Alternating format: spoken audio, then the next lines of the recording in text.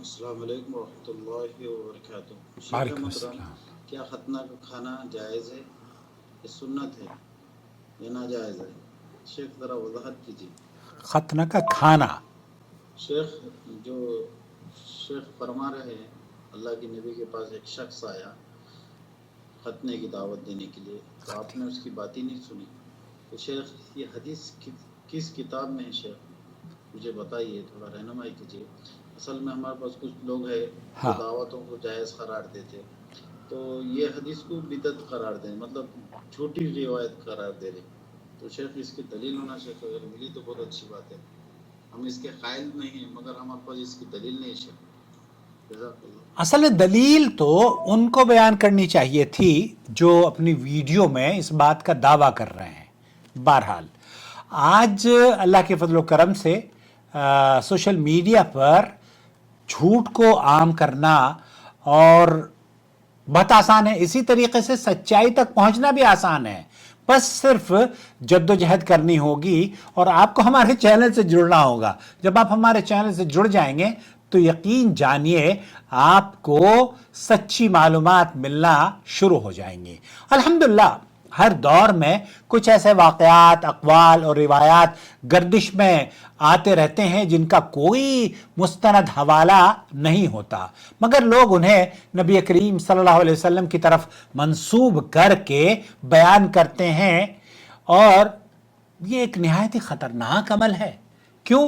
اللہ کے رسول صلی اللہ علیہ وسلم نے فرمایا ہے، من کذب علی متعمدا فلیتبوأ مقعدہ من النار، جس نے مجھ پر جھوٹ باندھا وہ اپنا ٹھکانہ جہنم میں بنا لے۔ صحیح بخاری کی حدیث ہے۔ آج کے اس اہم ترین اور ترقی یافتہ دور میں آپ کو دراصل وہ جو ویڈیو بھائی نے شیئر کی ہے جس میں یہ کہا جاتا ہے کہ ایک شخص نبی کریم صلی اللہ علیہ وسلم کے پاس بیٹے کی ختنہ کی دعوت لے کر آیا، تو اس نے اس کی طرف آپ علیہ السلام نے ان کی طرف دیکھا بھی نہیں، توجہ بھی نہیں کی، سنا بھی نہیں، اور اس روایت کو جب تلاش کیا جاتا ہے تو یہ جو احادیث کی مستند کتابیں ہیں اور غیر مستند کتابوں میں بھی، بلکہ ان کو ہمیں تو نہیں ملی ہے۔ اب جیسے کسی نے بھائی آپ سے کہا ہے کہ یہ جھوٹی روایت ہے، دراصل حقیقت یہی ہے کہ بخاری، مسلم، سنن ابو داؤد، نسائی، ابن ماجہ، ان تمام جو ستہ یا دیگر معتبر کتابیں ہیں ان میں یہ روایت نہیں ملتی۔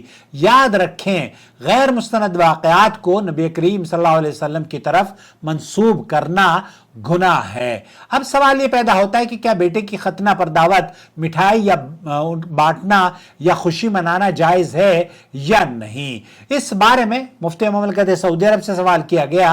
انہوں نے کہا کہ اگر ختنہ کے موقع پر دعوت کی جائے یا لوگوں کو جمع کیا جائے، اور اگر اس موقع پر عقیقہ بھی ہو، یعنی لڑکے کے لیے 2 جانور ذبح کیے جائیں یا لڑکی کے لیے 1 جانور ذبح کیا جاتا ہے، تو یہ ایک جائز اور مسنون عمل ہے۔ ختنہ پر ولیمہ بھی جائز ہے، کیونکہ یہ بھی ایک خوشی کا موقع ہے جو کہ والدین اس سے اپنے بچے کی خوشی کا اظہار کر رہے ہوتے ہیں، مٹھائی تقسیم کر رہے ہوتے ہیں۔ البتہ اگر یہ دعوت یا تقریب غیر مسلموں کی خاص مذہبی یا ثقافتی طرز پر بنائی جاتی ہو، جیسا کہ یہود و نصارہ کا طریقہ کار ہو، تو پھر یہ ناجائز ہے، کیونکہ اللہ کے رسول کی حدیث ہے، من تشبہ بقوم فہو منہم، جو کسی قوم کی مشابہت اختیار کرتا ہے وہ انہی میں سے ہے۔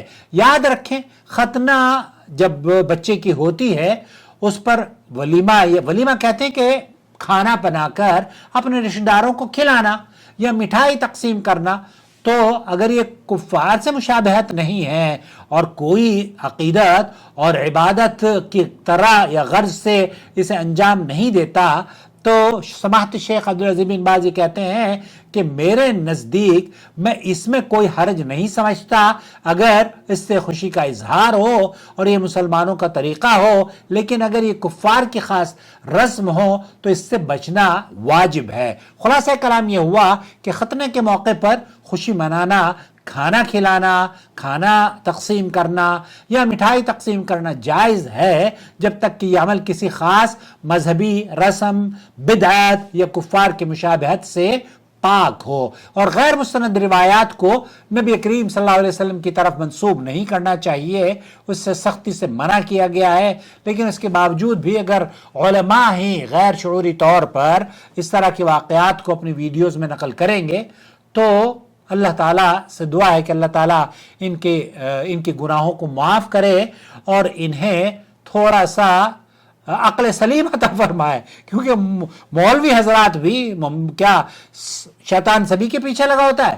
شیطان مولویوں کو بھی تو گمراہ کر سکتا ہے، عام آدمی تو گمراہ ہوتا ہی ہوتا ہے، مولوی کو بھی شیطان گمراہ کر سکتا ہے اور وہ جھوٹی حدیثیں بیان کر کے یا غیر مصدقہ باتیں عام کر سکتا ہے۔ آپ اپنا بہت خیال رکھیں اور چینل سے جڑے رہیں، کیونکہ چینل کو اگر آپ دیکھتے رہیں گے تو غیر مصدقہ چیزوں سے آپ انشاءاللہ تعالی ہٹے رہیں گے۔